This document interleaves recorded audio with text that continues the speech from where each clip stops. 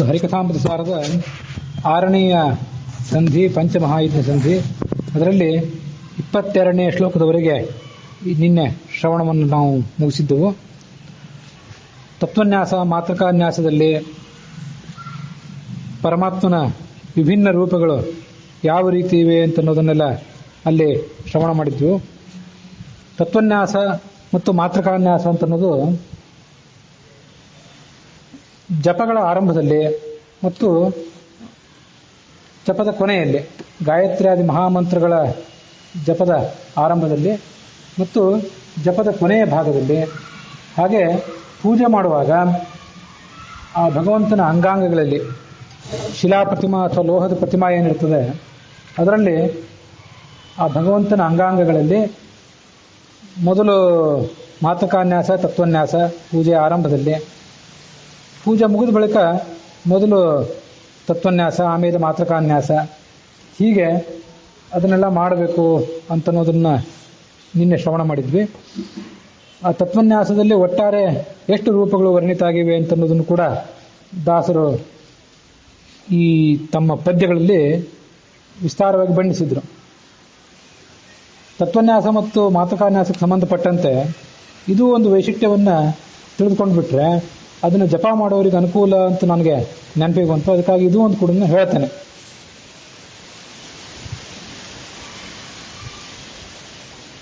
ಬ್ರಹ್ಮಚಾರಿಗಳಿಗೆ, ಗೃಹಸ್ಥರಿಗೆ ಮತ್ತು ವಾನಪ್ರಸ್ಥರಿಗೆ ಇವರಿಗೆ 3 ರೀತಿಯಾಗಿ ತತ್ವನ್ಯಾಸವನ್ನು ಮಾಡುವಂಥ ಒಂದು ವಿಧಾನವನ್ನು ಶಾಸ್ತ್ರದಲ್ಲಿ ವರ್ಣನೆ ಮಾಡ್ತಾರೆ.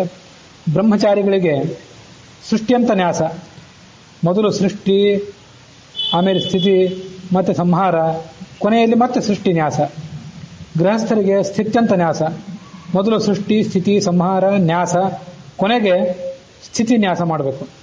ವಾನಪ್ರಸ್ಥರಾದವರು ಮತ್ತು ಸನ್ಯಾಸಿಗಳಾದವರು ಸಂಹಾರಾಂತವಾಗಿ ನ್ಯಾಸವನ್ನು ಮಾಡಬೇಕು. ಮೊದಲು ಸಂಹಾರ, ಸೃಷ್ಟಿ, ಸಂಹಾರ, ಸ್ಥಿತಿ, ಸೃಷ್ಟಿ ಮತ್ತು ಕೊನೆಯಲ್ಲಿ ಸಂಹಾರ ನ್ಯಾಸವನ್ನು ಮಾಡಬೇಕು. ಅದನ್ನೆಲ್ಲ ಹೇಗೆ ಮಾಡಬೇಕು ಅಂತ ಅನ್ನೋದು ವಿಸ್ತಾರವಾಗಿ ಹೇಳಲಿಕ್ಕೆ ಇದೇನು ಸಮಯ ಅಲ್ಲ, ಇದು ವೇದಿಕೆನೂ ಅಲ್ಲ. ಆದರೆ ಬ್ರಹ್ಮಚಾರಿಗಳು ಮತ್ತು ಗೃಹಸ್ಥರು ಮತ್ತು ವಾನಪ್ರಸ್ಥ ಸನ್ಯಾಸಿಗಳು, ಬ್ರಹ್ಮಚಾರಿಗಳು ಒಂದು ರೀತಿಯಾಗಿ, ಗೃಹಸ್ಥರು ಮತ್ತೊಂದು ರೀತಿಯಾಗಿ, ವಾನಪ್ರಸ್ಥರು ಮತ್ತು ಸನ್ಯಾಸಿಗಳು ಮತ್ತೊಂದು ರೀತಿಯಲ್ಲಿ, ಹೀಗೆ ಆ ತತ್ವನ್ಯಾಸವನ್ನು ಮಾಡಬೇಕು. ಅದನ್ನು ಮಾಡಿದ್ರಿಂದ ಆ ಬ್ರಹ್ಮಚಾರಿಗಳ ಜೀವನ, ಗೃಹಸ್ಥರ ಜೀವನ ಮತ್ತು ವಾನಪ್ರಸ್ಥರು ಸನ್ಯಾಸಿಗಳ ಜೀವನ, ಆ ಜೀವನದ ಉದ್ದೇಶ ಅದಕ್ಕೆ ವಿಶೇಷವಾದಂತಹ ಅನುಕೂಲ ಆಗ್ತದೆ ಅಂತ ಅನ್ನೋದನ್ನು ಶಾಸ್ತ್ರದಲ್ಲಿ ವರ್ಣನೆ ಮಾಡ್ತಾರೆ. ಇದನ್ನು ಇಂಥ ವ್ಯತ್ಯಸ್ತವಾದಂತಹ ಆಚರಣೆಯನ್ನು ಗೃಹಸ್ಥರು, ಬ್ರಹ್ಮಚಾರಿಗಳು ಇವರೆಲ್ಲರೂ ಕೂಡ ರೂಢಿಯಲ್ಲಿ ತಂದುಕೊಳ್ಬೇಕು. ಚತುರ್ವಿಂಶತಿ ತತ್ವದಳು ತತ್ಪತಿಗಳು ಎನಿಸುವ ಬ್ರಹ್ಮಮುಖ ದೇವತೆಗಳು 1150 ರೂಪ ವಿತತನಾಗಿದ್ದು ಎಲ್ಲ ಜೀವರ ಜತನ ಮಾಡುವ ಜಗತ್ಪತಿಗೆ ಏನಾದರೂ ಪ್ರಯೋಜನವಿಲ್ಲ ಇದರಿಂದ. 24 ತತ್ವಗಳಲ್ಲಿ ಮತ್ತು ಅವುಗಳ ಅಭಿಮಾನಿ ದೇವತೆಗಳಲ್ಲಿ, ಅವರು ಬ್ರಹ್ಮ ಮೊದಲಾದಂತಹ ಅಭಿಮಾನಿ ದೇವತೆಗಳು, ಅವರಲ್ಲಿ 1152 ರೂಪಗಳಿಂದ ಎಲ್ಲಾ ಜೀವರನ್ನು ಸಂರಕ್ಷಣೆ ಮಾಡಲಿಕ್ಕಾಗಿ ಪರಮಾತ್ಮ ವ್ಯಾಪ್ತನಾಗಿರ್ತಾನಂತೆ. ಅವರವರ ಯೋಗಕ್ಷೇಮಕ್ಕಾಗಿನೆಲ್ಲ ಮಾಡ್ತಾನೆ ಹೊರತು ವಾಸ್ತವಿಕವಾಗಿ ಅವನಿಗೆ ಆಗಬೇಕಾದಂಥ ಪ್ರಯೋಜನ ಇದರಿಂದ ಏನೂ ಇಲ್ಲ. ಚತುರ್ವಿಂಶತಿ ತತ್ವದಳು, ಈ 24 ತತ್ವಗಳಲ್ಲಿ ತತ್ಪತಿಗಳೆನಿಸುವ, ಆಯಾ ತತ್ವಕ್ಕೆ ಅಭಿಮಾನಿಗಳ ಎನಿಸುವಂಥ ಬ್ರಹ್ಮ ಮೊದಲಾದ ದೇವತೆಗಳೇನಿದ್ದಾರೆ ಅವರಲ್ಲಿ 1150 ರೂಪ ವಿತತನಾಗಿದ್ದು, ಇಷ್ಟು ರೂಪಗಳಿಂದ ಇದ್ದು ಎಲ್ಲ ಜೀವರ ಜತನ ಮಾಡುವಗೋಸ್ಕರ, ಎಲ್ಲ ಜೀವರ ಯೋಗಕ್ಷೇಮ ನೋಡ್ಲಿಕ್ಕೋಸ್ಕರ ಇಷ್ಟು ರೂಪಗಳಿಂದ ಅವನಿದ್ದಾನೆ. ಜಗತ್ಪತಿಗೆ ಏನಾದರೂ ಪ್ರಯೋಜನವಿಲ್ಲ ಇದರಿಂದ. ಜೀವರ ಸಂರಕ್ಷಣೆಗಾಗಿ ಇಷ್ಟೆಲ್ಲ ಪರಮಾತ್ಮನ ಲೀಲಾ ಇದೆಯೇ ಹೊರತು, ಇಷ್ಟೊಂದು ರೂಪಗಳನ್ನು ತಾಳುವಂತಹ ಅವನ ಕಾರ್ಯ ಇದೆಯೇ ಹೊರತು ವಾಸ್ತವಿಕವಾಗಿ ಆತನಿಗೆ ಆಗಬೇಕಾದಂಥ ಪ್ರಯೋಜನವೇನೂ ಇಲ್ಲ. ತತ್ವಪತಿ ಅಂತನ್ನುವಂಥ ಶಬ್ದ ಬಂತು. ಆ ತತ್ವಪತಿ ಅನ್ನೋದ್ರಿಂದ 1152 ರೂಪ ಅನ್ನುವಂಥ ಸಂಖ್ಯಾ ಕೂಡ ಸೂಚಿತ ಆಗಿದೆ. ಪತಿ ಅಂತಿದೆ ಅಲ್ಲಿ. ಪತಿ ಅನ್ನುವಲ್ಲಿ ಕೊನೆಯ ಅಕ್ಷರ ತಿ, ಆದ್ದರಿಂದ ತಿ ಅನ್ನೋದು ತವರ್ಗದ 1ನೇ ಅಕ್ಷರ, ಆದ್ದರಿಂದ 1ನೇ ಸಂಖ್ಯೆ ಸೂಚಿತ ಆಯಿತು. ಪ ಅಂತ ಅನ್ನೋದು ಪವರ್ಗದ ಒಂದನೇ ಅಕ್ಷರ ಆದ್ರಿಂದ ಅದರಿಂದ ಒಂದು ಅಂತ ಸೂಚನೆ ಆಯಿತು. ತ್ವ ಅಂತಿದೆ, ತತ್ವ ಅಂತಿದೆ. ಆ ತತ್ವ ಅಂತನೋಲ್ಲಿ ತ ಅಂತನ್ನೋದು ಒಂದನೇ ಅಕ್ಷರ, ವ ಅಂತನ್ನೋದು ನಾಲ್ಕನೇ ಅಕ್ಷರ. ಅವರ್ಗೀಯ ವ್ಯಂಜನಾಕ್ಷರಗಳಲ್ಲಿ ವ ನಾಲ್ಕನೇದ್ದು. ಆ ಒಂದನ್ನು ಮತ್ತು ನಾಲ್ಕನೇದು ಎರಡನ್ನು ಕೂಡಿಸ್ಬೇಕು. ತ್ವ ಅನ್ನೋದು ಒತ್ತಕ್ಷರ ಆದ್ದರಿಂದ 5 ಅನ್ನೋದು ಸೂಚಿತ ಆಯಿತು. ಮುಂದೆ ತತ್ ಅಂತಿದೆ. ಆ ತತ್ ಅನ್ನೋದ್ರಿಂದ ಮತ್ತೆ 1 + 1 ಹೀಗೆ ಸೂಚಿತ ಆಗಿದೆ. ಅವುಗಳಿಂದ 2 ಅಂತ ಸೂಚಿತ ಆಗ್ತದೆ. ಒಟ್ಟು 1152 ರೂಪಗಳು ಇದರಿಂದ ಸೂಚಿತ ಆಗಿವೆ ಅಂತ ಅನ್ನೋದನ್ನ ದ್ರೌಪದೀಶ ವಿಠಲ ದಾಸರ ವ್ಯಾಖ್ಯಾನಕ್ಕನುಸಾರವಾಗಿ ಶ್ರವಣ ಮಾಡಬೇಕು.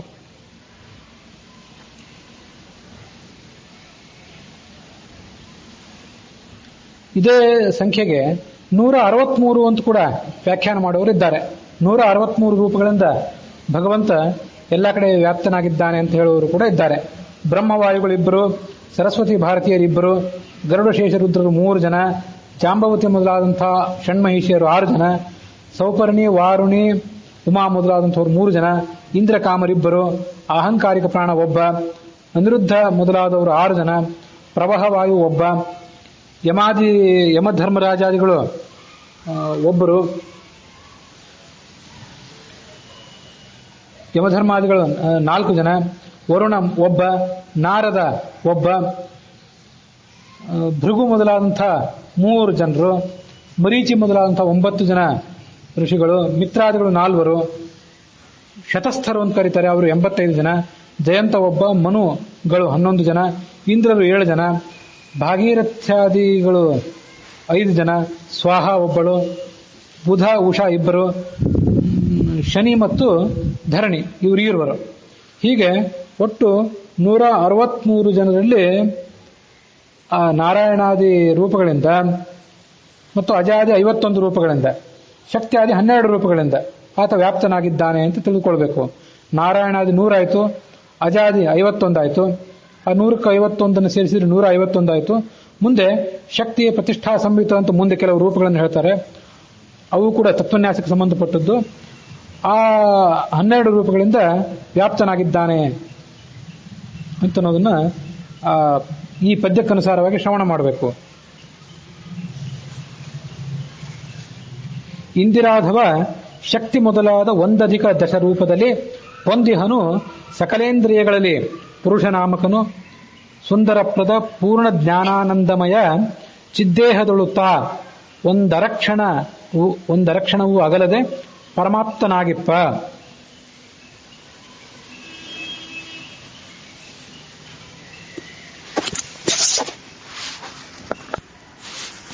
ಇದು ಆ ಪಂಚಮಹಾಯಜ್ಞ ಸಂಧಿಯ 24ನೇ ಪದ್ಯ. ಈ 24ನೇ ಪದ್ಯದಲ್ಲಿ ಆ ತತ್ವನ್ಯಾಸಕ್ಕೆ ಸಂಬಂಧಪಟ್ಟಂತಹ ಮೊದಲಿನ 11 ಅಂದ್ರೆ ಅದನ್ನು 12 ಅಂತ ಕೂಡ ಸ್ವೀಕಾರ ಮಾಡಬಹುದು. ಆ 12 ರೂಪಗಳನ್ನ ಇಲ್ಲಿ ಹೇಳ್ತಾರೆ. ನಿನ್ನೆ ದಿವಸ ಹೇಳಿದೆ, ಬಲಭುಜ ಎಡಭುಜ, ಬಲತೊಡೆ ಎಡತೊಡೆ, 5 ಕೈ, 10 ಕಾಲ್ ಬೆರಳುಗಳು, 10 ಕೈ ಬೆರಳುಗಳು, ಹೀಗೆ 24 ಆಯಿತು.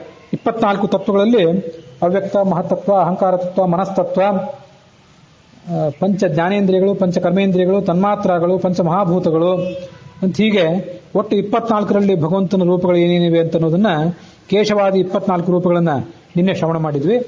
ಅದಕ್ಕಿಂತ ಪೂರ್ವಭಾವಿಯಾಗಿ ಎದೆಯಲ್ಲಿ ಮಾಲಾಕಾರವಾಗಿ ಶಕ್ತಿ, ಪ್ರತಿಷ್ಠಾ, ಸಂವಿತ ಮೊದಲಾದವುಗಳನ್ನ ಕೂಡ ಭಗವಂತನ ರೂಪಗಳನ್ನು ಧ್ಯಾನ ಮಾಡಬೇಕು ಅಂತ ನಿನ್ನೆ ಹೇಳಿದ್ದೆ.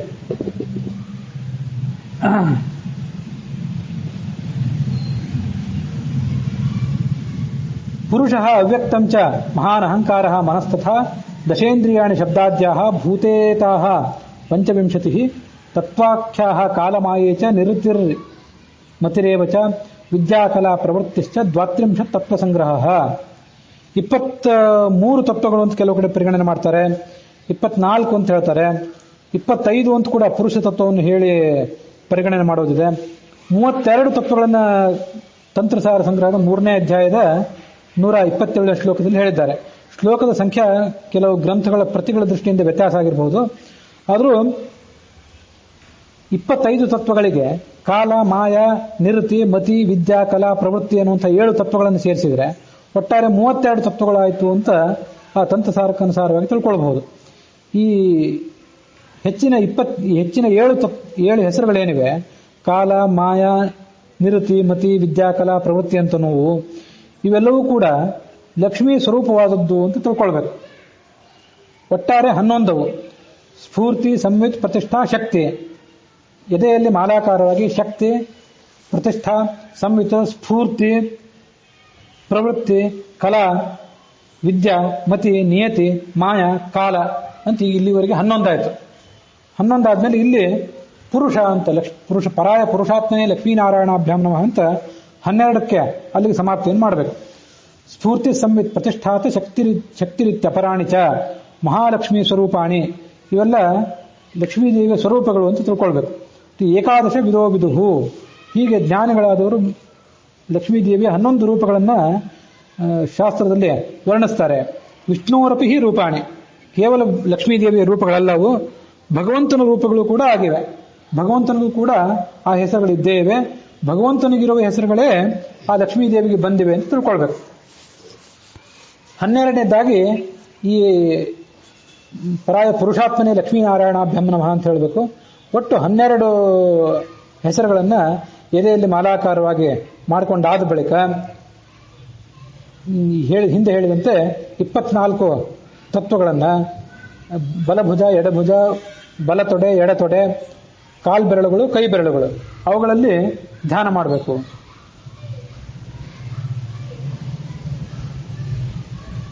ಇಂದಿರಾಧವ ಲಕ್ಷ್ಮೀಪತಿಯಾದಂಥ ನಾರಾಯಣ ಶಕ್ತಿ ಮೊದಲಾದ 1 ದಶ ರೂಪದಲ್ಲಿ, ಶಕ್ತಿ ಮೊದಲಾದ 1 ದಶ, ದಶ ಅಂದ್ರೆ 10, 1 ದಶ ಅಂದ್ರೆ 11 ರೂಪಗಳಿಂದ ಇಂದ್ರಿಯಗಳಲ್ಲಿ ಆತ ವ್ಯಾಪಿಸಿಕೊಂಡಿದ್ದಾನೆ. ಮತ್ತೆ ಪುರುಷ ಅನ್ನುವ ಹೆಸರಿನಿಂದ ಪೂರ್ಣ ಜ್ಞಾನಾನಂದಮಯನಾಗಿ ಆತ ಸೌಂದರ್ಯಪ್ರದನಾಗಿದ್ದಾನೆ. ಸಕಲೇಂದ್ರಿಯಗಳಲ್ಲಿ ಪುರುಷ ನಾಮಕನು, ಸುಂದರಪ್ರದ ಪೂರ್ಣ ಜ್ಞಾನಾನಂದಮಯ. ಎಲ್ಲಾದರೂ ಸೌಂದರ್ಯ ಇದ್ದರೆ ಅದು ನಮ್ಮ ಸೌಂದರ್ಯ ಅಂತ ಬೀಗಬಾರದು. ಆ ಎಲ್ಲ ಸೌಂದರ್ಯವೂ ಜ್ಞಾನ, ಭಕ್ತಿ ಇತ್ಯಾದಿಗಳು ಪರಮಾತ್ಮನ ಅನುಗ್ರಹದಿಂದ ಹೇಗೆ ಬಂದಿದ್ದು, ಹಾಗೆ ದೈಹಿಕವಾದಂತಹ ಸೌಂದರ್ಯವೂ ಕೂಡ ಪರಮಾತ್ಮನ ಅನುಗ್ರಹ ಆಶೀರ್ವಾದಗಳಿಂದಲೇ ಬಂದಿದ್ದು ಅಂತ ತಿಳ್ಕೊಳ್ಬೇಕು. ಜೀವನ ಚಿದ್ದೇಹದಳು ತಾ ಅರೆಕ್ಷಣವೂ ಅಗಲದೆ, ಒಂದು ಕ್ಷಣವೂ ಬಿಡದೆ ಆ ಜೀವನ ಸ್ವರೂಪ ದೇಹ ಏನಿದೆ ಅಲ್ಲಿ ಆತ ವ್ಯಾಪ್ತನಾಗಿದ್ದಾನೆ.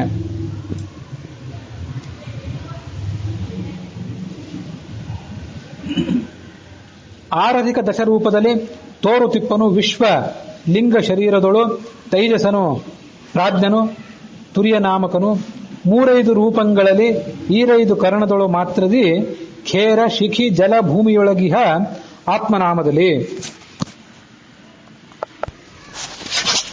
ಈ ಪಂಚಮಹಾಯಜ್ಞ ಸಂಧಿಯ ಈ ಪದ್ಯದಲ್ಲಿ, ಇದು 25ನೇ ಪದ್ಯ. 25ನೇ ಪದ್ಯದಲ್ಲಿ ತಂತ್ರಸಾರ ಸಂಗ್ರಹದ 1ನೇ ಅಧ್ಯಾಯದಲ್ಲಿ ಕೆಲವು 4-6 ಶ್ಲೋಕಗಳೇನಿವೆ. 3ನೇ ಶ್ಲೋಕದಿಂದ ಕೆಲವಾರು ಶ್ಲೋಕಗಳು ಅಲ್ಲಿ ಬಂದಿರುವಂಥ ಗಾಯತ್ರಿ ಮಹಾಮಂತ್ರ, ಅಷ್ಟಾಕ್ಷರ ಮಹಾಮಂತ್ರ ಮತ್ತು ವಾಸುದೇವ ದ್ವಾದಶಾಕ್ಷರ ಮಂತ್ರ, ಇವುಗಳ ಅರ್ಥ, ಅವುಗಳಲ್ಲಿ ಓಂಕಾರದ ಪ್ರಭೇದದ ರೂಪವಾಗಿ ಗಾಯತ್ರಿ, ಅಷ್ಟಾಕ್ಷರ ಮತ್ತು ದ್ವಾದಶಾಕ್ಷರ ಈ ಮಂತ್ರಗಳು ಹೇಗೆ ವಿಸ್ತಾರವನ್ನು ಪಡ್ಕೊಂಡಿವೆ ಅಂತ ಅನ್ನೋದನ್ನ ದಾಸರು ವರ್ಣನೆ ಮಾಡ್ತಾರೆ. 6 ದಶರೂಪದಲ್ಲಿ, ದಶ ಅಂದ್ರೆ 10, 6 ದಶ ಅಂದ್ರೆ 16 ರೂಪಗಳು. ಈ 16 ರೂಪಗಳಿಂದ ಹರಿ ವಿಶ್ವ ಅನ್ನುವ ಹೆಸರಿನಿಂದ ಲಿಂಗ ಶರೀರದಲ್ಲಿ ವ್ಯಾಪಿಸಿಕೊಂಡಿದ್ದಾನೆ. ತೋರು ತಿಪ್ಪನು ವಿಶ್ವ ಲಿಂಗ ಶರೀರದೊಳು, ಲಿಂಗ ಶರೀರದಲ್ಲಿ ಆತನ ರೂಪ ಇದೆ. ಭಗವಂತನಿಗೆ ಒಟ್ಟು 8 ರೂಪಗಳು. ಇಲ್ಲಿ ಹೇಳ್ತಾ ಇರೋದು 8 ರೂಪಗಳು. ವಿಶ್ವ, ತೈಜಸ, ಪ್ರಾಜ್ಞಾ, ತುರಿಯ, ಆತ್ಮ, ಅಂತರಾತ್ಮ, ಪರಮಾತ್ಮ, ಜ್ಞಾನಾತ್ಮ.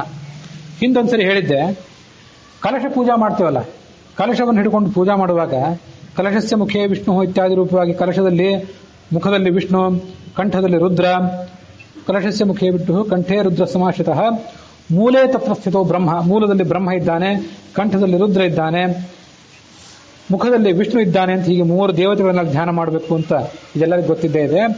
ಆ ಕಲಶದಲ್ಲಿ 100 ಭಗವಂತನ ರೂಪಗಳನ್ನು ಧ್ಯಾನ ಮಾಡಬೇಕು ಅಂತ ಹಿಂದೊಂದ್ಸರಿ ಹೇಳಿದ್ದೆ. ಅವು ಯಾವ 100 ಭಗವಂತನ ರೂಪಗಳು ಅಂತಂದ್ರೆ 51 ಅಕ್ಷರಗಳಿವೆ. ಅಕಾರದಿಂದ ಪ್ರಾರಂಭ ಮಾಡಿಕೊಂಡು ಕ್ಷಕಾರದ ತನಕ 51 ಅಕ್ಷರಗಳು. ಅವನ್ನೇ ಮಾತೃಕಾ ಅಂತಾರೆ. ಆ ಮಾತೃಕಾ ನ್ಯಾಸದ ಬಗ್ಗೆ ಮುಂದೆ ಒಂದ್ಸರಿ ಹೇಳುವನಿದ್ದೇನೆ. 51 ಅಜ, ಆನಂದ, ಇಂದ್ರ, ಈಶಾನ, ಉಗ್ರ, ಊರ್ಜ ಮೊದಲಾದಂಥ ಅಕಾರಾದಿಗಳಿಂದ ವಾಚ್ಯವಾದಂಥ ಕ್ಷಕಾರದ ತನಕ 51 ಅಕ್ಷರಗಳು, ಆ 51 ರೂಪಗಳು.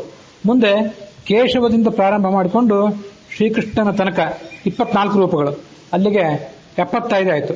ಮುಂದೆ ಮತ್ಸ್ಯದಿಂದ ಆರಂಭ ಮಾಡಿಕೊಂಡು ಕಲ್ಕಿಯ ತನಕ ಅವು 10 ರೂಪಗಳಾದವು. 75 ಮತ್ತೆ 10ರಿಂದ ಅಧಿಕ ಮಾಡಿದರೆ ಅದು 85 ರೂಪಗಳಾದವು. ಮುಂದೆ ವಿಶ್ವ, ತೈಜಸ, ಪ್ರಾಜ್ಞಾ, ತುರೀಯ, ಆತ್ಮ, ಅಂತರಾತ್ಮ, ಪರಮಾತ್ಮ, ಜ್ಞಾನಾತ್ಮ, ವಾಸುದೇವ, ಸಂಕರ್ಷಣ, ಪ್ರದ್ಯುಮ್ನ, ಅನಿರುದ್ಧ, ಇವು 12 ರೂಪಗಳಾದವು. ಆ 85ಕ್ಕೆ 12 ಸೇರಿಸಿದ್ರೆ 97 ಆಯಿತು. ಕೊನೆಯದಾಗಿ ದತ್ತ, ವೇದವ್ಯಾಸ, ಶಿಂಶುಮಾರ ಅನ್ನುವಂಥ 3 ರೂಪಗಳನ್ನು ಧ್ಯಾನ ಮಾಡಬೇಕು.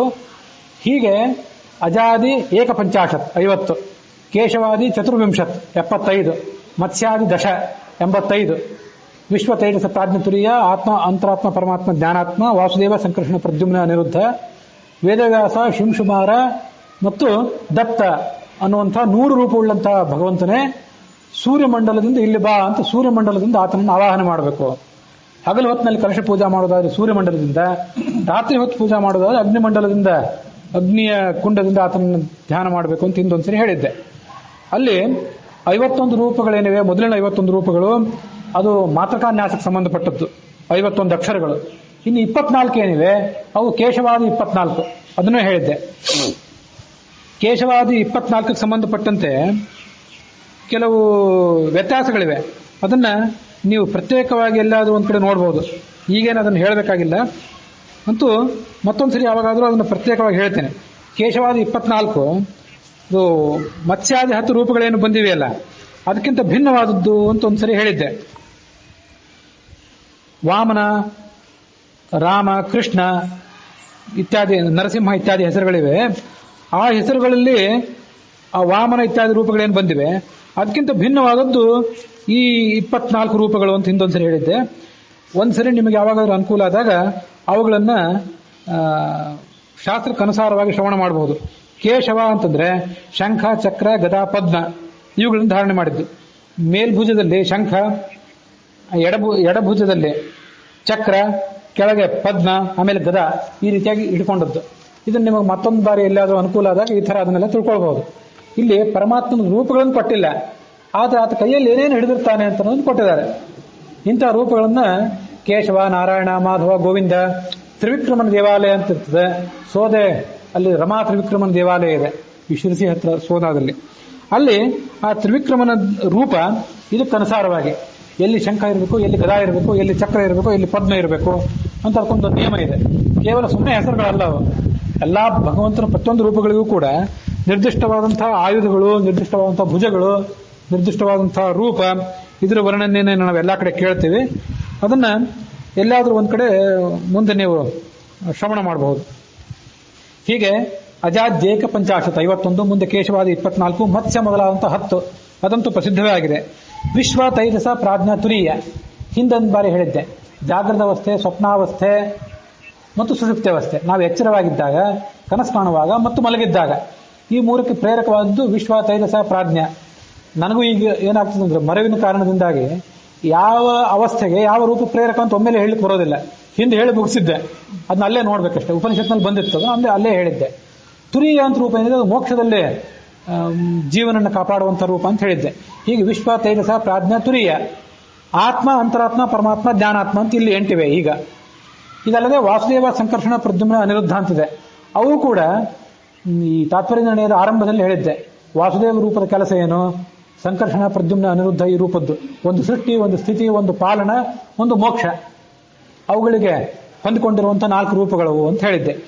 ಈಗ ನಾವು ನೋಡೋದಿಲ್ಲ ರೂಪಗಳೇನಿವೆ, ವಿಶ್ವ, ತೈಜಸ, ಪ್ರಾಜ್ಞಾ, ತುರೀಯ, ಆತ್ಮ, ಅಂತರಾತ್ಮ, ಪರಮಾತ್ಮ, ಜ್ಞಾನಾತ್ಮ, ಈ ರೂಪಗಳು ಎಲ್ಲಿವೆ ಮತ್ತು ಈ ರೂಪಗಳ ಮಹತ್ವ ಏನು ಅಂತ ಅನ್ನೋದನ್ನ ಈ ಆರಂಭದಲ್ಲಿ ನಾವು ಈಗ ಶ್ರವಣ ಮಾಡಬೇಕು.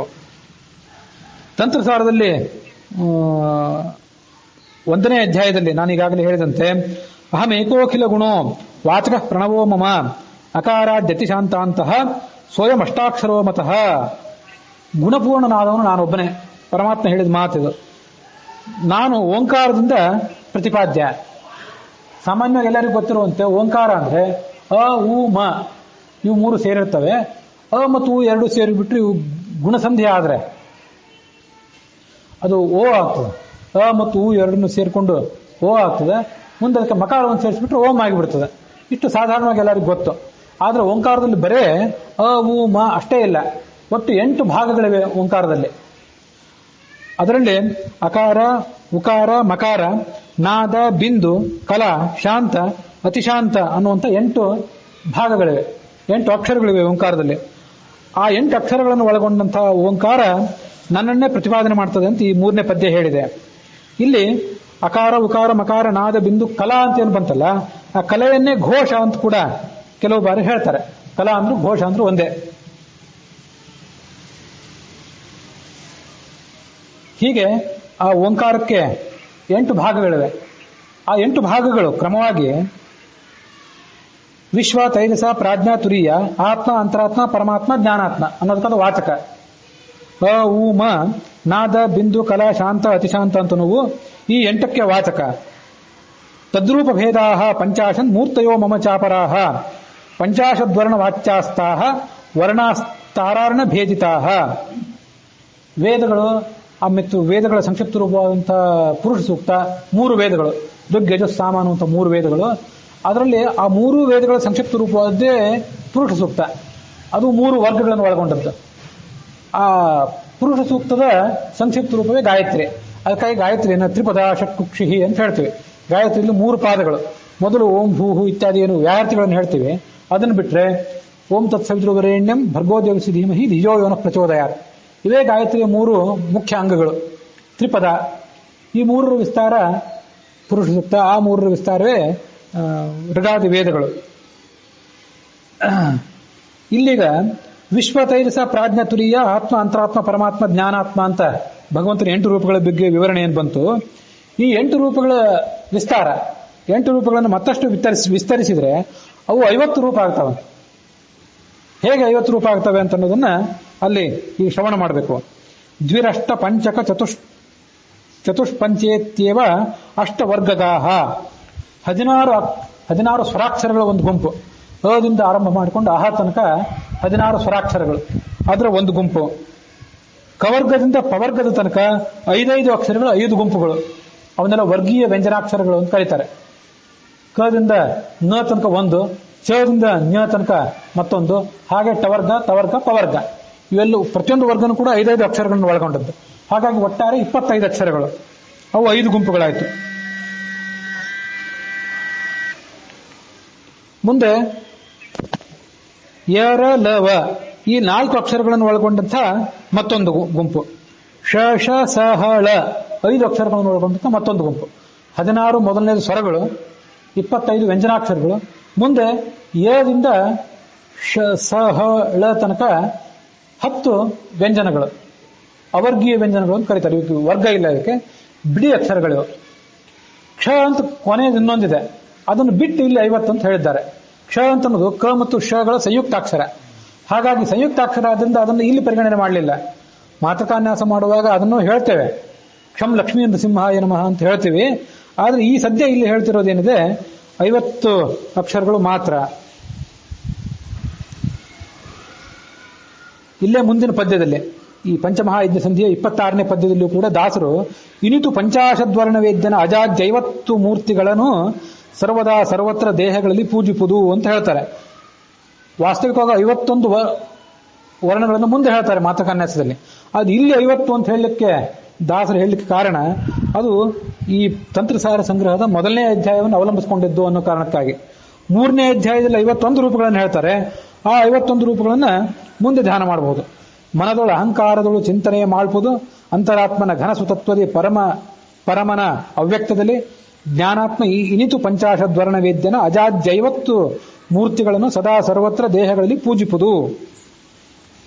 ಈಗ ವಿಶ್ವ, ತೈಜಸ, ಪ್ರಾಜ್ಞ, ತುರಿಯ, ಆತ್ಮ, ಅಂತರಾತ್ಮ, ಪರಮಾತ್ಮ, ಜ್ಞಾನಾತ್ಮ ಅನ್ನುವಂಥ 8 ಈ ರೂಪಗಳೇನಿವೆ, ಇದರ ವಿಸ್ತಾರವೇ 50 ಅಂತ ಹೇಳಿದ್ವಿ ನಾವು. ಅದು ಹೇಗೆ ಅಂತ ಅನ್ನೋದನ್ನು ಶ್ರವಣ ಮಾಡಬೇಕು.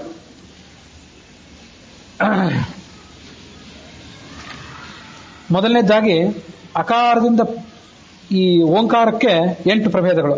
ಅ ಉ ಮ, ನಾದ, ಬಿಂದು, ಕಲಾ, ಶಾಂತ, ಅತಿಶಾಂತ ಅಂತ. ಅದರಲ್ಲಿ ಮೊದಲನೇದಾಗಿ ಅಕಾರವನ್ನು ತಗೊಳ್ಬೇಕು. ಆ ಅಕಾರದ ವಿಸ್ತಾರವೇ ವಿಶ್ವ ಅನ್ನುವಂಥ ರೂಪ. ಆ ವಿಶ್ವ ಅಂತ ಅನ್ನೋದರ ವಿಸ್ತಾರ ರೂಪವೇ 16 ಸ್ವರಗಳು.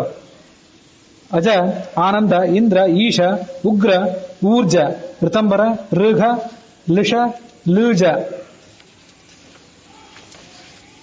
ಲೂಜಿ, ಏಕಾತ್ಮ, ಐರ, ಓಜಭೃತ್, ಔರಸ, ಅಂತ, ಅರ್ಧಗರ್ಭ. ಅರ್ಧಗರ್ಭ ಅಂತ 16ನೇದ್ದು. ಹೀಗೆ ವಿಶ್ವ ಅನ್ನುವಂಥ ಮೊದಲನೇ ರೂಪ ಏನಿದೆ ಅದನ್ನು ವಿಸ್ತಾರ ಮಾಡಿದರೆ, ಅದನ್ನು ಹೆಚ್ಚಾಗಿ ಹಿಗ್ಗಿಸಿ ನೋಡಿದರೆ ಅದು 16ಕ್ಕೆ ಸಂಕೇತ ಆಗ್ತದೆ ಅಂತ ತಿಳ್ಕೊಳ್ಬೇಕು. ಓಂಕಾರದ ಮೊದಲನೇದ್ದು ಅಕ್ಷರ ಅಕಾರ. ಅಕಾರದ ರೂಪವೇ ಅಕಾರ ಪ್ರತಿಪಾದನೆ ಮಾಡೋದು ಪರಮಾತ್ಮನ ವಿಶ್ವ ಅನ್ನೋ ರೂಪವನ್ನ. ಆ ವಿಶ್ವ ಅನ್ನೋ ರೂಪ ಅಜದಿಂದ ಆರಂಭ ಮಾಡಿಕೊಂಡು ಅರ್ಧಗರ್ಭದವರೆಗೆ 16 ರೂಪಗಳನ್ನ. ಅಜ ಅಂದ್ರೆ ಎಂದು ಹುಟ್ಟದವನು ಅಂತ ಅರ್ಥ. ಹಿಂದಿನ ಸದನ ಇನ್ನೊಂದ್ಸರಿ ಹೇಳಿದ್ದೆ ಆನಂದ ರಾಮಾಯಣ ಹೇಳುವಾಗ. ಆನಂದ ರಾಮಾಯಣದಲ್ಲೂ ಕೂಡ ಇಷ್ಟ ಅಕ್ಷರಗಳ ಬಗ್ಗೆ ವರ್ಣನೆ ಬಂದಿತ್ತು. ಅಲ್ಲಿ ಹೇಳಿದ್ದೆ, ಇನ್ನೊಂದು ಬಾರಿ ಹೇಳಬೇಕಷ್ಟೆ. ಅಜ ಅಂದ್ರೆ ಎಂದು ಹುಟ್ಟದವನು, ಆನಂದ ಅಂದ್ರೆ ಜ್ಞಾನ ಸ್ವರೂಪನಾದವನು, ಇಂದ್ರ ಅಂದ್ರೆ ಎಲ್ಲರ ಒಡೆಯ, ಈಶ ಅಂದ್ರೆ ಸರ್ವಸಮರ್ಥ, ಉಗ್ರ ಅಂದ್ರೆ ಭಯಂಕರ, ಊರ್ಜಾ ಅಂದ್ರೆ ಶಕ್ತಿ, ಎಲ್ಲರಿಗೂ ಗೊತ್ತಿದೆ. ಊರ್ಜಾ ಅಂದ್ರೆ ಎಲ್ಲರಿಗೂ ಶಕ್ತಿ ಚೇಷ್ಟೆಯನ್ನು ಕೊಟ್ಟವನು. ಋತಂಭರ ಅಂದ್ರೆ ಜ್ಞಾನದಿಂದ ಪೂರ್ಣನಾದವನು ಅಂತ ಅರ್ಥ. ಋಘ ದೈತ್ಯರಿಗೆ ಸಂಹಾರಕ ಅಂತ ಅರ್ಥ. ಲೂಷ ಮತ್ತು ಲೂಜಿ ಅಂತಿದೆ. ಇದನ್ನ ನಿತ್ಯ ತತ್ವನ್ಯಾಸ ಮಾತೃಕಾನ್ಯಾಸ ಮಾಡುವವರು ಯಾರಾದ್ರೂ ಇದ್ರೆ ಅವರು ಇದನ್ನ ಗಮನಿಸಬೇಕು.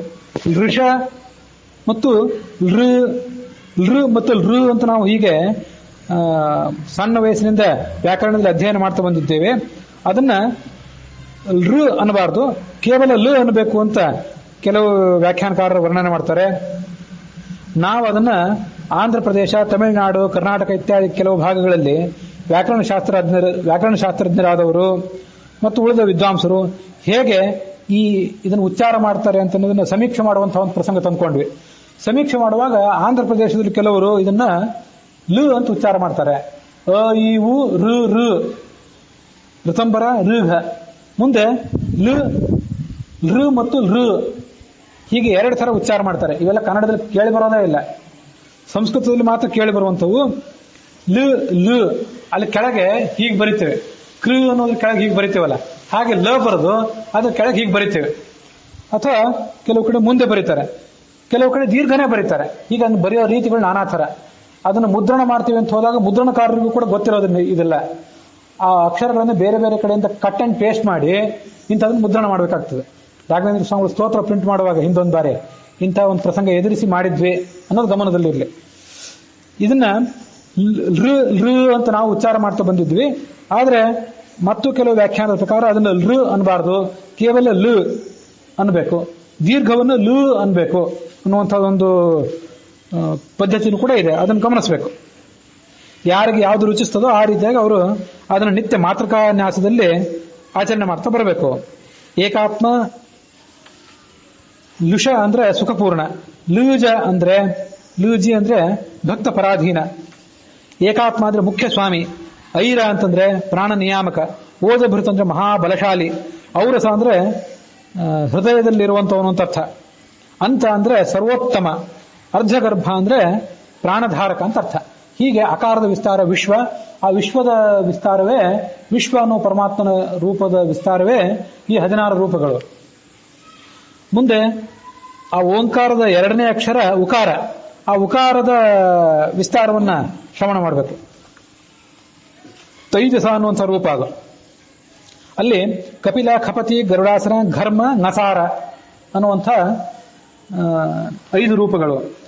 ಕಪಿಲ ಅಂದ್ರೆ ಮುಕ್ತರಿಗೆ ನಿಯಾಮಕ ಅಂತ ಅರ್ಥ, ಖಪತಿ ಅಂದ್ರೆ ಇಂದ್ರಿಯಗಳಿಗೆ ಅಧಿಪತಿ ಅಂತ ಅರ್ಥ, ಗರುಡಾಸನ ಅಂದ್ರೆ ಗರುಡ ವಾಹನ ಅಂತ ಅರ್ಥ, ಘರ್ಮ ಅಂದ್ರೆ ಶಾಸ್ತ್ರವನ್ನು ಬಹಳಷ್ಟು ಕಷ್ಟಪಟ್ಟು ಮಥನ ಮಾಡಿದಾಗ ಮಾತ್ರ ಜ್ಞೇಯನಾಗಬೇಕಾಗುವಂತ ಅರ್ಥ, ನಸಾರ ಅಂದ್ರೆ ಕೇವಲ ಸಾರವನ್ನು ತಗೋತಾನೆ, ಅವನ ಎದುರಿಗೆ ಏನನ್ನೇ ನೈವೇದ್ಯಕ್ಕಂತಿಟ್ರು ಸ್ಥೂಲ ಪದಾರ್ಥವನ್ನು ತಿನ್ನೋದಿಲ್ಲ, ಸಾರವನ್ನು ಮಾತ್ರ ತಿಂತಾನೆ ಅಂತ ಅರ್ಥ.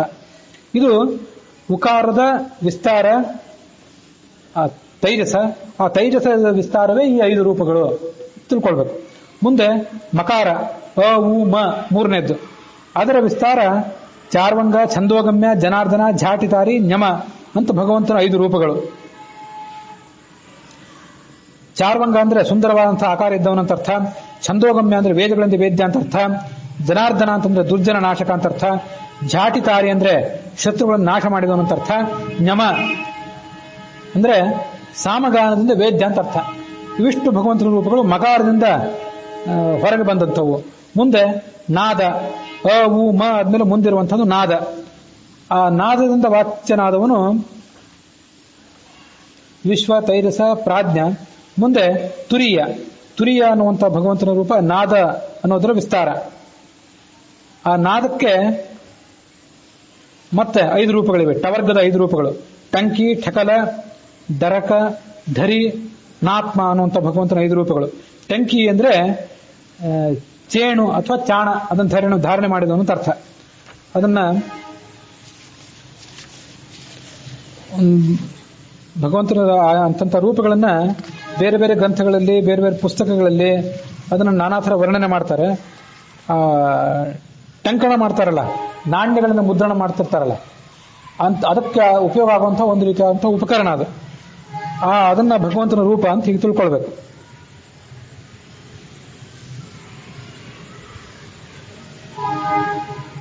ಟಂಕಿ ಅಂತ ಒಂದು ಭಗವಂತನ ರೂಪ ಇಲ್ಲಿದೆ. ಕೈಯಲ್ಲಿ ಟಂಕ ಅನ್ನುವಂಥ ಒಂದು ಉಪಕರಣ. ಅದನ್ನು ಒತ್ತಿದ್ರೆ, ಯಾವುದಾದ್ರೂ ಲೋಹದ ಮೇಲೆ ಅದನ್ನು ಒತ್ತಿದ್ರೆ ಆ ಮೂಲ ಉಪಕರಣದಲ್ಲಿರುವಂತಹ ಚಿತ್ರ ಆ ಲೋಹದ ಮೇಲೆ ಕೂಡ ಮೂಡ್ತದೆ. ಹೀಗೆ ಟಂಕಿ ಅಂತ ಅನ್ನೋದು ಅದೊಂದು ರೂಪ. ತಾದೃಗ್ರೂಪಾಶ್ಚ ಪಂಚಾಶತ್ ಜ್ಞಾನ ಮುದ್ರಾ ಭಯೋದ್ಯತಾ ಟಂಕಿ ದಂಡಿ ಚ ಧನ್ವಿ ಚ ತತ್ತದ್ಯುಗ್ಧಾಸ್ತು ಆಮತಃ. ಜ್ಞಾನ ಮುದ್ರಾ ಇರ್ತದೆ, ಹೀಗೆ ಅಭಯ ಮುದ್ರಾ ಇರ್ತದೆ ಇನ್ನೊಂದು ಕೈಯಲ್ಲಿ, ಮತ್ತು ಅದೇ ಕೈಯಲ್ಲಿ ಟಂಕ ಅನ್ನುವಂಥ ಒಂದು ಆಭರಣ, ಒಂದು ಉಪಕರಣ ಕೂಡ ಇರ್ತದೆ ಅಂತ ತಿಳ್ಕೊಳ್ಬೇಕು. ಟಂಕಿ ಅಂದ್ರೆ ಚಾಣ ಅಥವಾ ಚೇಣು, ಅದನ್ನು ಧಾರಣೆ ಮಾಡಿದವನು. ಠಕಲ ಅಂದ್ರೆ ದುಷ್ಟರಿಗೆ ಶಿಕ್ಷಕ ಅಂತರ್ಥ. ಧರಕ ಅಂತಂದ್ರೆ ಸರ್ವ ಸಂಹಾರಕ ಅಂತರ್ಥ. ಧರಿ ಅಂದ್ರೆ ರುದ್ರ ನಿಯಾಮಕ ಅಂತರ್ಥ. ನಾತ್ಮ ಅಂದ್ರೆ ಬಲ ಜ್ಞಾನ ಸ್ವರೂಪ ಅಂತರ್ಥ. ಇದು ನಾದದ ವಿಸ್ತಾರ.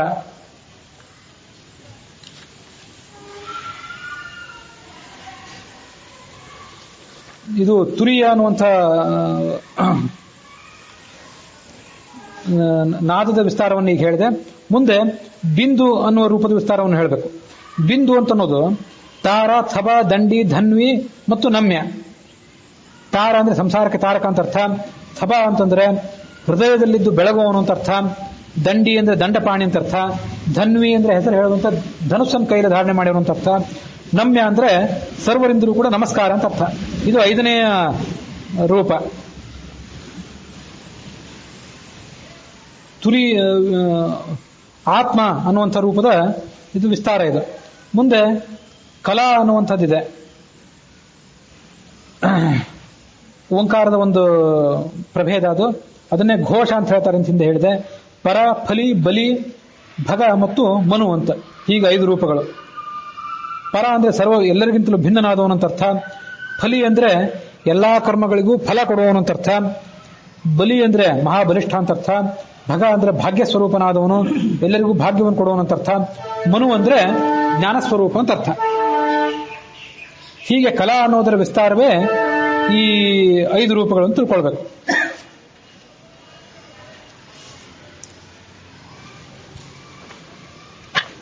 ಮುಂದೆ ಶಾಂತ, ಅತಿಶಾಂತ ಅಂತ 7ನೇದು ಮತ್ತು 8ನೇದಿದೆ.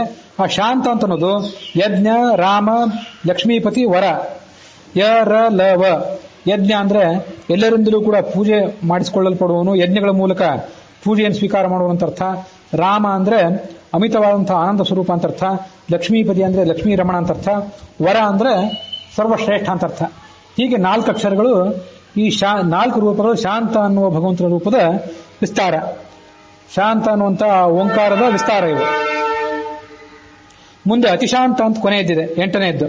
ಅದು ಶಾಂತ ಸಂವಿತ್, ಷಡ್ಗುಣ, ಸಾರಾತ್ಮ, ಹಂಸ, ಲಾಳುಕ ಅನ್ನುವಂಥ 6 ಅಕ್ಷರಗಳು. ಶಾಂತ ಸಂವಿತ್ ಅಂದ್ರೆ ಜ್ಞಾನಾನಂದ ಪೂರ್ಣ ಅಂತ ಅರ್ಥ. ಷಡ್ಗುಣ ಅಂತಂದ್ರೆ 6 ಗುಣಗಳು ಇರುವಂತ ಅರ್ಥ. ಜ್ಞಾನ, ಶಕ್ತಿ, ಬಲೈಶ್ವರ್ಯ, ವೀರ್ಯ, ತೇಜಾಂಶ ಶೇಷತಃ ಭಗವತ್ ಶಬ್ದ ವಾಚ್ಯಾನಿ ವಿನಾ ಹೇಯರ್ ಗುಣಾದಿಭಿ. 6 ಗುಣಗಳು, ಜ್ಞಾನ, ಶಕ್ತಿ, ಬಲ, ವೀರ್ಯ, ತೇಜಸ್ಸು ಮೊದಲಾದ ಗುಣಗಳಿಗೆ ಭಗ ಅಂತ ಕರೀತಾರೆ. ಆ ಷಡ್ಗುಣಗಳಿಂದ ಕೂಡಿದವನು ಅಂತ ಅರ್ಥ. ಮುಂದೆ ಸಾರಾತ್ಮ, ಎಲ್ಲರೊಳಗೂ ಇದ್ದು ಎಲ್ಲರಿಗಿಂತೂ ಮಿಗಿಲಾದವನು ಅಂತ ಅರ್ಥ. ಹಂಸ ಅಂತಂದ್ರೆ ಹಂಸ ಶಬ್ದಕ್ಕೆ ನಿರ್ದೋಷ ಗುಣಪೂರ್ಣ ಅಂತ ಅರ್ಥ. ಳಾಳುಕ ಅನ್ನೋ ಶಬ್ದ ವಾಯುದೇವನ ಅಂತರ್ಯಾಮಿಯಾದಂಥ ಜ್ಞಾನಾನಂದಮಯವಾದ ರೂಪ ಅಂತ ಅರ್ಥ. ಹೀಗೆ ಅತಿಶಾಂತ ಅಂತ ಕೊನೆಯ 8ನೇ ಈ ಓಂಕಾರದ ಅತಿಶಾಂತ ಅನ್ನುವಂಥ 8ನೆಯ ರೂಪ ಏನಿದೆ ಅದು ಜ್ಞಾನಾತ್ಮ ಅನ್ನೋ ರೂಪವನ್ನು ಹೇಳ್ತದೆ. ಮತ್ತು 6 ಭಗವಂತನ ರೂಪಗಳ ವಿಸ್ತಾರ ಅದು. ಶಾಂತ ಸಂಬಿತ್, ಷಡ್ಗುಣ, ಸಾರಾತ್ಮ, ಹಂಸ, ಳಾಳುಕ ಅನ್ನುವಂಥ 6ಕ್ಕೆ ಅದು ವಿಸ್ತಾರ ಅಂತ ತಿಳ್ಕೊಳ್ಬೇಕು. ಇದನ್ನು ದಾಸರು ಈ 25 ಮತ್ತು 26ನೇ ಪದ್ಯದಲ್ಲಿ ಹೇಳಿದ್ದಾರೆ. ಕೆಲವು ಹೆಚ್ಚಿನ ಅಂಶಗಳನ್ನು ಕೂಡ ಅವರು ಹೇಳ್ತಾರಲ್ಲಿ. ಆದರೆ ತಂತ್ರಸಾರದಲ್ಲಿ ಬಂದಂತೆ ಕೆಲವು ಅಂಶಗಳನ್ನು ಕೂಡ ಅಲ್ಲಿ ಹೇಳಲಿಲ್ಲ. ಹಾಗಾಗಿ ತಂತ್ರಸಾರ ಮತ್ತೆ ದಾಸರಿ ಪದ್ಯ ಇವೆರಡನ್ನು ನೋಡಿಬಿಟ್ರೆ ಓಂಕಾರದ 8 ಅಕ್ಷರಗಳು, ಆ ಅಕ್ಷರಗಳಿಂದ ಪ್ರತಿಪಾದ್ಯ ಆಗಿರುವಂತಹ ವಿಶ್ವಾದಿ 8 ರೂಪಗಳು, ಅದರ ವಿಸ್ತಾರ, ಅದರ ಪ್ರಭೇದ ಅನಿಸ್ಕೊಂಡಿರುವಂತಹ 50 ಅಕ್ಷರಗಳು, 50 ಅಕ್ಷರಗಳಿಂದ ವಾಚ್ಯವಾದಂತಹ ಭಗವಂತನ ರೂಪಗಳು, ಅದೆಲ್ಲವನ್ನು ಕೂಡ ನಾವು ತಿಳ್ಕೊಂಡಂತೆ ಆಗ್ತದೆ ಅಂತ ಈ ಸಂದರ್ಭದಲ್ಲಿ ನಾನು ಅನುಸಂಧಾನ ಮಾಡ್ಕೊಳ್ಬೇಕು. 6 ದಶ ರೂಪದಲ್ಲಿ ಅಂದ್ರೆ 16 ರೂಪಗಳಲ್ಲಿ ತೋರು ತಿಪ್ಪನು ವಿಶ್ವ ಲಿಂಗ ಶರೀರದಳು, ಲಿಂಗ ಶರೀರದಲ್ಲಿ ಇದ್ದಾನಂತ ಅವನು ವಿಶ್ವ. ಮುಂದೆ ತೈಜಸ, ಪ್ರಾಜ್ಞಾ, ತುರಿಯ ಅವನ ಬಗ್ಗೆನೂ ಕೂಡ ನಾನು ಈಗ ತಂತ್ರಸಾರದಲ್ಲಿ ಬಂದಂತೆ ಹೇಳಿದೆ. ಇವರೆಲ್ಲರೂ ಕೂಡ 35 ರೂಪಗಳಲ್ಲಿ, 35 ಅಂದ್ರೆ 15 ರೂಪಗಳಿಂದ ಅವರು ಕ ಮೊದಲಾದ 5, ಚ ಮೊದಲಾದ 5, ಟ ಮೊದಲಾದ 5, ಮುಂದೆ ತ ಮೊದಲಾದ 5 ಮತ್ತೆ ಪ ಮೊದಲಾದ 5, ಹೀಗೆ ಅವೆಲ್ಲವನ್ನು ಕೂಡ ತಿಳ್ಕೊಳ್ಬೇಕು. ಮುಂದೆ 5 ಕರಣದೊಳು ಅಂದ್ರೆ 10 ಕರಣದೊಳಗಿದ್ದಾರೆ. 5 ಕರ್ಮೇಂದ್ರಿಯಗಳು, 5 ಜ್ಞಾನೇಂದ್ರಿಯಗಳಲ್ಲಿ ತೈಜಸ ಅನ್ನುವಂತಹ ರೂಪ ಏನಿದೆ ಅದು ಕ ಮೊದಲಾದಂತಹ 5ಗಳಿಗೆ ಸೂಚಕ, ಅದು ಜ್ಞಾನೇಂದ್ರಿಯಗಳಲ್ಲಿದೆ. ಪ್ರ ಮೊದಲಾದವುಗಳಿಗೆ ಸೂಚಕ ಪ್ರಾಜ್ಞಾ ಅನ್ನುವಂಥ ಭಗವಂತನ ರೂಪ, ಚಾದಿಗಳಿಗೆ ಸೂಚಕ, ಅದು ಕರ್ಮೇಂದ್ರಿಯಗಳಲ್ಲಿರುವಂತಹ ಭಗವಂತನ ರೂಪಕ್ಕೆ ಸೂಚಕ. ಮುಂದೆ ತುರಿಯ ಅಂತ ಅನ್ನುವಂಥದ್ದಿದೆ, ಅದು ಟ ಮೊದಲಾದವುಗಳಿಗೆ ಸೂಚಕ, ಅದು ತನ್ಮಾತ್ರಗಳಿಗೆ ಸೂಚಕ. ಭಗವಂತನ ಆ ಟ ಇವು ತನ್ಮಾತ್ರಗಳಿಗೆ ಸೂಚಕ ಅಂತ ತಿಳ್ಕೊಳ್ಬೇಕು. ಮುಂದೆ ಆತ್ಮ ಅನ್ನುವಂಥ ರೂಪ ಇದೆ, ಅದು 5 ತಕಾರವೇ ಮೊದಲಾದಂಥ 5 ಅವು ಪಂಚ ಮಹಾಭೂತಗಳಿಗೆ ಸಂಬಂಧಪಟ್ಟದ್ದು. ಅದನ್ನು ಮುಂದಿನ ಆ ಪದ್ಯದ ಕೊನೆಯಲ್ಲಿ ಹೇಳ್ತಾರೆ. ಖೇರ ಶಿಖಿ ಜಲ ಭೂಮಿಯೊಳಗಿಹ ಆತ್ಮನಾಮದಲ್ಲಿ ಅಲ್ಲಿ ಖೇರ ಅಂತಿದೆ, ಅದನ್ನು ಈರ ಅಂತ ಒಡೆದು ನೋಡಬೇಕು. ಗಗನ, ಖ ಅಂದ್ರೆ ಗಗನ, ಈರ ಅಂದ್ರೆ ವಾಯು, ಶಿಖಿ ಅಂತಂದ್ರೆ ಅಗ್ನಿ, ಜಲ ಅಂದ್ರೆ ಭೂಮಿ, ಜಲ ಅಂದ್ರೆ ನೀರಾಯ್ತು, ಭೂಮಿ ಅಂದ್ರೆ ಭೂಮಿಯೇ. ಈ 5ರೊಳಗೆ ಆ ಆತ್ಮ ಅನ್ನುವ ರೂಪದಿಂದ ಅವನಿದ್ದಾನೆ. ಮುಂದೆ ಅಂತರಾತ್ಮ ಅನ್ನೋ ರೂಪದಿಂದ, ಪರಮಾತ್ಮ ಅನ್ನೋ ರೂಪದಿಂದ, ಜ್ಞಾನಾತ್ಮ ಅನ್ನೋ ರೂಪದಿಂದ ಏನಿರ್ತಾನೆ ಅಂತ ಅನ್ನೋದನ್ನ ಮುಂದಿನ ಪದ್ಯಗಳಲ್ಲಿ ಹೇಳ್ತಾರೆ. 26ನೇ ಪದ್ಯದಲ್ಲಿ ಮನದೊಳು ಅಹಂಕಾರದೊಳು ಚಿಂತನೆಯ ಮಾಡ್ಬೋದು ಅಂತರಾತ್ಮನ ಘನಸುತತ್ವದೇ ಪರಮನ ಅವ್ಯಕ್ತದಲ್ಲಿ ಜ್ಞಾನಾತ್ಮ ಇನಿತು ಪಂಚಾಶದ್ವರ್ಣ ವೇದ್ಯನ ಅಜಾಜ್ಯೈವತ್ತು ಮೂರ್ತಿಗಳನ್ನು ಸದಾ ಸರ್ವತ್ರ ದೇಹಗಳಲ್ಲಿ ಪೂಜಿಪುದು. ಮನಸ್ಸಿನಲ್ಲಿ ಮತ್ತು ಅಹಂಕಾರದಲ್ಲಿ ಅಂತರಾತ್ಮ ಅನ್ನುವಂಥ ರೂಪವನ್ನು ಧ್ಯಾನ ಮಾಡಬೇಕು. ಅದು ಪ ಮೊದಲಾದಂತಹ 5ಕ್ಕೆ ಸೂಚಕ, ಪ ಪ ಬ ಭ ಮ ಅದಕ್ಕೆ ಸೂಚಕ. ಅದು ಮುಂದೆ ಪರಮಾತ್ಮ ಅನ್ನುವ ರೂಪ ಇದೆ, ಅದು ಯರ ಲವ ಇದಕ್ಕೆ ಸೂಚಕ. ಅದನ್ನೀಗಾಗಲೇ ತಂತ್ರಸಾರದಲ್ಲಿ ಬಂದಂತೆ ಹೇಳಿದೆ. ಅದು ಮಹತ್ತತ್ವದಲ್ಲಿ ಇರ್ತದೆ. ಘನಸುತತ್ವದಿ ಪರಮಾತ್ಮನನ್ನ ಘನಸುತತ್ವ ಅಂದ್ರೆ ಮಹತ್ತತ್ವ, ಅದರಲ್ಲಿ ಧ್ಯಾನ ಮಾಡಬೇಕು. ಮುಂದೆ ಜ್ಞಾನಾತ್ಮ ಏನಿದ್ದಾನೆ ಅವನನ್ನು ಅವ್ಯಕ್ತ ತತ್ವದಲ್ಲಿ ಧ್ಯಾನ ಮಾಡಬೇಕು. ಜ್ಞಾನಾತ್ಮ ಅದು 6 ರೂಪಗಳಿಗೆ ಶ ಶ ಶ ಶ ಶ ಸ ಹ ಳ ಕ್ಷ ಅನ್ನುವಂಥ 6 ರೂಪಗಳಿಗೆ ಅದು ಸೂಚಕ. ಅದು ಅವ್ಯಕ್ತದಲ್ಲಿರ್ತದೆ. ಹೀಗೆ ಅವ್ಯಕ್ತ, ಮಹತ್ತತ್ವ, ಮನಸ್ಸು ಮತ್ತು ಅಹಂಕಾರ ತತ್ವ, ಇಲ್ಲಿ 4 ಆಯಿತು. 5 ಮಹಾಭೂತಗಳು, 5 ತನ್ಮಾತ್ರಗಳು, 5 ಕರ್ಮೇಂದ್ರಿಯಗಳು, 5 ಜ್ಞಾನೇಂದ್ರಿಯಗಳು, ಒಟ್ಟು 24 ತತ್ವಗಳಾಯಿತು. ಈ 24 ತತ್ವಗಳಲ್ಲಿ 50 ರೂಪಗಳಿಂದ ಕೂಡಿದಂತಹ ಭಗವಂತನ ಈ 50 ಅಕ್ಷರಗಳಿಂದ ವಾಚ್ಯವಾದಂತಹ ಭಗವಂತನ 50 ರೂಪಗಳು ಮತ್ತು ಅದರ ಸಂಕ್ಷಿಪ್ತ ಅನಿಸ್ಕೊಂಡಿರುವಂತಹ ಭಗವಂತನ 8 ರೂಪಗಳು, ಇದೆಲ್ಲವೂ ಕೂಡ ಅಲ್ಲಿ ಇರ್ತವೆ ಅಂತ ತಿಳ್ಕೊಳ್ಬೇಕು. ಓಂಕಾರದ ಪ್ರಭೇದ 8, ಆ 8 ವಿಶ್ವ, ತೈರಸ, ಪ್ರಾಜ್ಞಾ, ತುರಿಯ, ಆತ್ಮ, ಅಂತರಾತ್ಮ, ಪರಮಾತ್ಮ, ಜ್ಞಾನಾತ್ಮ ಅನ್ನೋದಕ್ಕೆ ವಾಚಕ. ಆ 8 ಈ 50 ಅಕ್ಷರಗಳಿಗೆ ವಾಚಕ. ಇವೆಲ್ಲವೂ ಕೂಡ 24 ತತ್ವಗಳಲ್ಲಿವೆ ಅಂತ ಧ್ಯಾನ ಮಾಡಬೇಕು ಅಂತ ನಾವಲ್ಲಿಗೆ ತಂತ್ರಸಾರ ಸಂಗ್ರಹದ ಮೊದಲನೇ ಅಧ್ಯಾಯದಲ್ಲಿ ಬಂದಂತೆ ನಾವೇನು ಶ್ರವಣ ಮಾಡಿದ್ವಿ ಅದನ್ನ ದಾಸರು ಹೇಗೆ ಸಂಗ್ರಹ ಮಾಡಿದ್ದಾರೆ ಮತ್ತು ವಿಷ್ಣು ರಹಸ್ಯ ಮೊದಲಾದಂಥ ಪುರಾಣಗಳಿಂದಲೂ ಕೂಡ ಅವರು ಇದನ್ನು ತಗೊಂಡಿರ್ತಾರೆ. ಅದಕ್ಕನುಸಾರವಾಗಿ ಇದನ್ನೆಲ್ಲ ಶ್ರವಣ ಮಾಡಬೇಕು. ತಂತ್ರಸಾರದಲ್ಲಿ ಬಂದಂಥ ಮುಂದಿನ ಕೆಲವು ಅಕ್ಷರಗಳನ್ನು ಕೂಡ, ಮುಂದಿನ ಕೆಲವು ಶ್ಲೋಕಗಳನ್ನು ಹೇಳಿ ಇವತ್ತಿನ ಶ್ರವಣವನ್ನು ನಾವು ಮುಕ್ತಾಯ ಮಾಡಬೇಕು. 11ನೇ ಪದ್ಯ ಅದು. ನಾರಾಯಣಷ್ಟಾಕ್ಷರಶ್ಚ ತಾರಾಷ್ಟಾಕ್ಷರ ಭೇದವಾನ್ ಆದ್ಯೈಸ್ತಾರ ಚತುರ್ವರ್ಣೈ ಭಿನ್ನ ವ್ಯಾಹೃತಯ ಕ್ರಮಾತ್. ನಾರಾಯಣ ಅಷ್ಟಾಕ್ಷರ ಅನ್ನೋ ಮಂತ್ರ ಹೇಳುವಂತೆ ಅದು 8 ಅಕ್ಷರಗಳಿಂದ ಕೂಡಿದ್ದು. ಅದು ಓಂಕಾರದ 8 ಅಕ್ಷರಗಳಿಂದ ವ್ಯಕ್ತ ಆಗಿದೆ. ನಾರಾಯಣ ಅಷ್ಟಾಕ್ಷರವನ್ನು ಧ್ಯಾನ ಮಾಡುವಾಗ ಅದು ಅ, ಉ, ಮ, ನಾದ, ಬಿಂದು, ಘೋಷ, ಶಾಂತ, ಅತಿಶಾಂತ ಇತ್ಯಾದಿ ಏನು ಬಂತಲ್ಲ, ಅದರ ರಹಸ್ಯವೇ ಇಲ್ಲಿದೆ ಅಂತ ತಿಳ್ಕೊಳ್ಬೇಕು. ವಿಶ್ವ, ತೈರಿಸ, ಪ್ರಾಜ್ಞ, ತುರಿಯ, ಆತ್ಮ, ಅಂತರಾತ್ಮ, ಪರಮಾತ್ಮ, ಜ್ಞಾನಾತ್ಮ ಮೊದಲಾದ 8 ರೂಪಗಳೇ ಆ ನಾರಾಯಣ ಅಷ್ಟಾಕ್ಷರದಿಂದ ವಾಚ್ಯ ಅಂತ ತಿಳ್ಕೊಳ್ಬೇಕು. ಹೀಗೆ 4 ವ್ಯಾಹೃತಿಗಳು ಓಂಕಾರದ ಮೊದಲು 4 ವರ್ಣಗಳಿಂದ, ಅವು ಕ್ರಮವಾಗಿ ಅಕಾರದಿಂದ ಭೂಹು, ಉಕಾರದಿಂದ ಭುವಃ, ಮಕಾರದಿಂದ ಸ್ವಹ, ನಾದದಿಂದ ಭೂರ್ಭುವ ಸ್ವಹ, ಇವು ವಾಚ್ಯ ಆಗಿದೆ ಅಂತ ತಿಳ್ಕೊಳ್ಬೇಕು. ಅಭಿವ್ಯಕ್ತವಾಗಿವೆ. ಅನಿರುದ್ಧಾದಿಕಾಸ್ತಾಸಾಂ ದೇವತಾ ವಿಕ್ರಮೇಣವಾ ತಾಶ್ಚತುರ್ಮೂರ್ತಯಸ್ತೇವ ದ್ವಾದಶಾರಣ ಪದೋದಿತಾ. ಈ 4 ವ್ಯಾಹೃತಿಗಳಿಗೆ ಭೂಹು, ಭುವಃ, ಸ್ವಹ ಮತ್ತು ಭೂರ್ಭುವ ಸ್ವಹ, ಇವುಗಳಿಗೆ ಅನಿರುದ್ಧ, ಪ್ರದ್ಯುಮ್ನ, ಸಂಕರ್ಷಣ, ವಾಸುದೇವ ಅಂತ 4 ಭಗವಂತನ ರೂಪಗಳು ವಾಚ್ಯ ಆಗಿವೆ ಅಂತ ತಿಳ್ಕೊಳ್ಬೇಕು. ಎಲ್ಲ 4 ವ್ಯಾಹೃತಿಗಳಿಂದಲೇ ವೈಷ್ಣುದೇವ ಇತ್ಯಾದಿಗಳನ್ನೆಲ್ಲ ಮಾಡ್ತೇವೆ. ಎಲ್ಲ ವೈಷ್ಣುದೇವ ಮತ್ತೆ ಔಪಾಸನ ಇತ್ಯಾದಿ ಎಲ್ಲ ಮಾಡುವಾಗ ಯಾಂತ್ರಿಕವಾಗಿ ಮಾಡದೆ ಭಗವಂತರು ಈ ರೂಪಗಳಿಂದ ಅದು ವಾಚ್ಯ ಅಂತ ತಿಳ್ಕೊಂಡ್ರೆ ಅದಕ್ಕೆ ಶಕ್ತಿ ಹೆಚ್ಚು. ಅದನ್ನು ಅಂಥ ತೀರ್ಥವನ್ನು ಸ್ವೀಕಾರ ಮಾಡಿದವರು, ಅಂಥ ಅನ್ನವನ್ನು ಉಂಡವರು, ಅವರ ದೋಷಗಳೆಲ್ಲ ಪರಿಹಾರ ಆಗಿ ಶುದ್ಧರಾಗ್ತಾರೆ ಅಂತ ತಿಳ್ಕೊಳ್ಬೇಕು.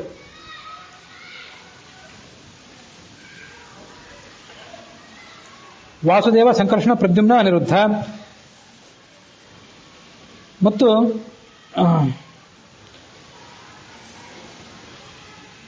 ಈ ಓಂ ನಮೋ ಭಗವತೆ ವಾಸುದೇವಾಯ ಅನ್ನುವಂಥ ವಾಸುದೇವ ದ್ವಾದಶಾಕ್ಷರ ಅಂತ ಒಂದಿದೆ.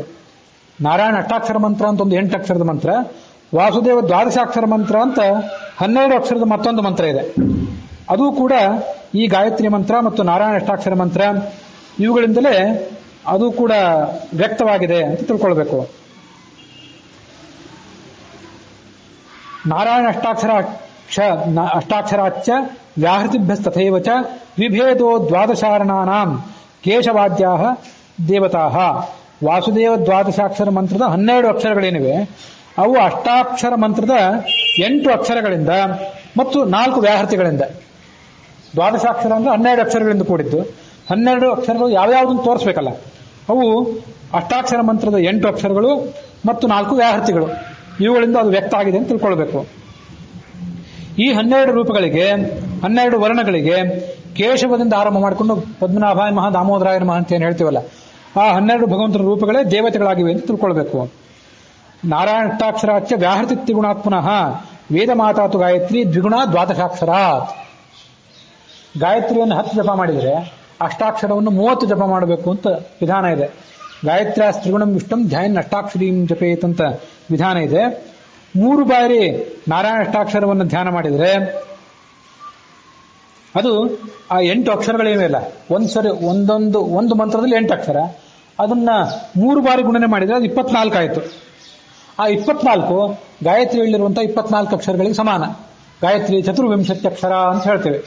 ಗಾಯತ್ರಿಯಲ್ಲಿರುವಂತಹ 24 ಅಕ್ಷರಗಳು ನಾರಾಯಣ ಅಷ್ಟಾಕ್ಷರವನ್ನು 3 ಬಾರಿ ಮಾಡಿದರೆ ಅದಕ್ಕೆ ಸಮಾನ ಆಗ್ತದೆ. ಅದಕ್ಕಾಗಿ ಅದನ್ನು 3 ಬಾರಿ ಮಾಡೋದು. ವಾಸುದೇವ ದ್ವಾದಶಾಕ್ಷರ ಅಂತಿದೆ, ಅದು 12 ಅಕ್ಷರಗಳಿಂದ ಕೂಡಿದ್ದು, ಅದನ್ನು 2 ಬಾರಿ ಮಾಡೋದು. ಗಾಯತ್ರಿ 10 ಮಾಡಿದರೆ ಅಷ್ಟಾಕ್ಷರ 30, ವಾಸುದೇವ ದ್ವಾದಶಾಕ್ಷರ 20 ಬಾರಿ ಮಾಡಬೇಕು. ಹೀಗೆ ಮಾಡಿದರೆ ಅವೆಲ್ಲವೂ ಕೂಡ ಮೂರೂ ಕೂಡ 24 ಆಗ್ತವೆ. ಅಷ್ಟಷ್ಟು ಭಗವಂತನ ರೂಪಗಳಿಂದ ಅದು ವಾಚ್ಯ ಅನ್ನುವಂಥ ಅನುಸಂಧಾನ ಅಲ್ಲಿಗೆ ಬರ್ತದೆ. ಹೀಗೆ 3 ಬಾರಿ ಉಚ್ಚಾರ ಮಾಡಿದಂತಹ ಗಾಯತ್ರಿ ನಾರಾಯಣ ಅಷ್ಟಾಕ್ಷರ ಮಂತ್ರ, 2 ಬಾರಿ ಆವೃತ್ತಿ ಮಾಡಿದಂತಹ ವಾಸುದೇವ ದ್ವಾದಶಾಕ್ಷರ ಮಂತ್ರ, ಇದು ವೇದಗಳ ತಾಯಿ ಅನಿಸ್ಕೊಂಡಿರುವಂತಹ ಗಾಯತ್ರಿ ಮಂತ್ರಕ್ಕೆ ಇದು ಸಮಾನ. ಅದಕ್ಕೆ ಹಾಗೆ ಉಚ್ಚಾರ ಮಾಡ್ತೀವಿ. ಕೇಶವಾದ 24 ರೂಪಗಳೇನಿವೆ ಅವೇ ಗಾಯತ್ರಿಯ 24 ಅಕ್ಷರಗಳಿಗೆ ವಾಚ್ಯ. ಅದಕ್ಕಾಗಿ ಗಾಯತ್ರಿ ಜಪವನ್ನು ಮಾಡುವಾಗ ಅಂಥ ರೂಪಗಳೆಲ್ಲ ಕಣ್ಮುಂದೆ ತಂದುಕೊಳ್ಳಿಕ್ಕೆ ಪ್ರಯತ್ನ ಪಡಬೇಕು. ಗಾಯತ್ರಿಯ 3 ಪಾದಗಳಿಂದ ಪುರುಷ ಸೂಕ್ತದ 3 ವರ್ಗಗಳು, ಆ 3 ವರ್ಗಗಳಿಂದ 3 ವೇದಗಳು ಅಭಿವ್ಯಕ್ತ ಆಗಿವೆ. ಚತುರ್ವಿಂಶನ್ ಮೂರ್ತಯ ಅಸ್ಯಾಹ ಕಥಿತಾಹ ವರ್ಣದೇವತಾಃ ತದ್ಭೇದ ಪೌರುಷಂ ಸೂಕ್ತಂ.